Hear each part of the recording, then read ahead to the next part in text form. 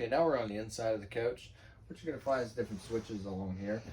Right here being your main power, this is your battery disconnect. This light has to be on for you to actually use anything inside the coach, including awning lights, speakers, anything like that. You do have your awning switch here, which is gonna put the awning out. Switch to go in, push it in a little bit, it's gonna stop. Couple presses and you're good. You don't wanna hold that too long. Interior lights activates most of these lights here. You have a power step on, power step off. You have it on, that step's going to come in every time you close the door, as opposed to staying out. If you have traffic in and out of the coach, you're going to want that off. Okay, so after we do that, that step is going to come back out, and when I close this, it's going to stay out, as opposed to having the power step on. It will close anytime you close the door. Okay, so we're going to shut this door again. Now right here, you're going to see an electronic leveling system. Obviously, it's not working right now. What you're going to have to do is turn the key in the on position. And he's going to do that for me right now. And you'll notice you saw a little bit of power come there. Most of the time, you're going to want to start and run the coach. But for video purposes, we just need the key on. Turn it on. Ready. The jacks are up. We're leaning a little bit to the front. You're ready to auto level this.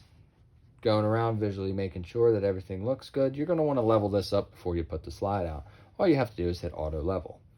In the event that it didn't work, it does give you a little bit of a readout to tell you what went wrong, and it tells you what to do.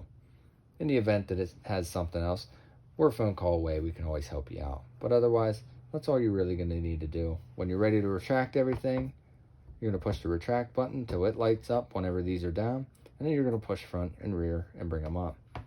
Otherwise, there's manual modes, front to rear, pitch, side to side, battery voltage, the temperature, auto retract all. That's the one I usually like to use. And I can just hit enter, and it will bring all of them up all by themselves. And then we're back to ready. Turn it off. We don't have to worry about it. Up here, you have your control panel for different things. You have your slide. Okay, we're going to bring the slide in just a little bit. Oh, the key's on. Can't have the key on when that's working, so we're going to turn that back on. Bring the slide in a little bit. Okay, just so you can get an idea of how it operates. Push and hold to extend until it stops. All the way, and then you're done. Can't really do any much more. It's not really going to hurt it. Right here, you got battery reading. This is going to give you the coach battery. Fresh tank, black tank, gray tank. You have the option to start and stop the generator here, which works the same as the switch out there. Stop and prime. This light will come on. There it goes. And then we're going to try to start it. See how quickly it started. Would have been a lot louder outside. We're going to push stop. Tank heaters, that's for your waste tanks outside in case you're traveling through a cold state. You need to keep that stuff from freezing. Water pump for your onboard water use. And both functions for your water heater are going to be located here, gas and or electric. You're going to find small switches around the coach that operate different lights. Some of them labeled, some of them not. Most of the ones that aren't labeled are right beside the light. Some of the other ones you're going to find, it says cab ceiling, which is a little further away from light, but as you can see, it's just going to light up the cab ceiling. All these come with a paper to kind of give you an idea what kind of maintenance you got to maintain on your coach. This microwave here is not just a microwave, it's also a convection oven. You're going to run convection grill, roast, different things like that, set your temperature, and you can also use it as a regular microwave. You've got power, fan, it folds twice. You're going to fold it once, and then fold it up again. And there you go. Turn the propane on, and turn to ignite it. Right there, it's going to light. You do that for all three on top. It also works if you're lighting your pilot. Okay. With that being said, that pilot's going to start down here. You're going to push and hold this and just turn the igniter until that lights. Okay. Turn that back off. Now, for your oven light, that also goes along with these blue lights that run here. As you can see, they all turn on together. I'm going to close this range before we forget. Now, one little secret thing here going on here. Push down on this, it pops up. Pull it up. Get a couple outlets and some USB charging ports. To close that back down, push the red down. Push it down. And then a little press. Power on. Now these aren't actual buttons you're going to press here. You're going to see auto, and it flips to gas immediately. The reason for that is we're not plugged in. We don't have the generator running. If we want to change the temperature of the refrigerator and we want it colder, the more snowflakes, the colder. Change the mode. You can change the mode to strictly electric or strictly gas, whichever you prefer. I prefer auto.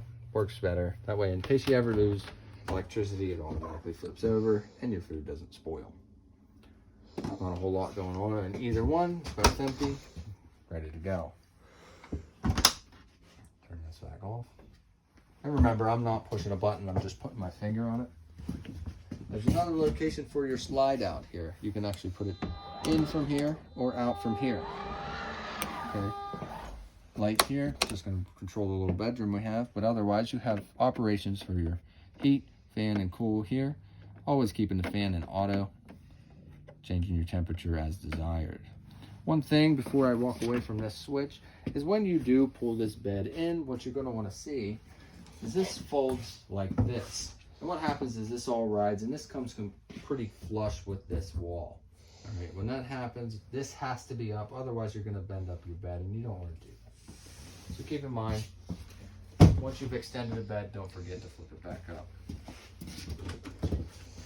Last couple things are going to be here in the bathroom. You have bathroom light switch, bathroom fan switch. Now it is a manual crank open. You'll have to crank it open with your hand, but you can turn the fan on by switch. The toilet itself, halfway down on the pedal, adds water, all the way down to flush. And there's not a whole lot going on. I just recommend avoiding the drain when you first step in. Try to step in with your right foot if you can. Just try not to step directly on a drain when stepping into the shower. Once you're in there, your weight's displaced and it's pretty much a Otherwise, a little bit of magnet holds that closed.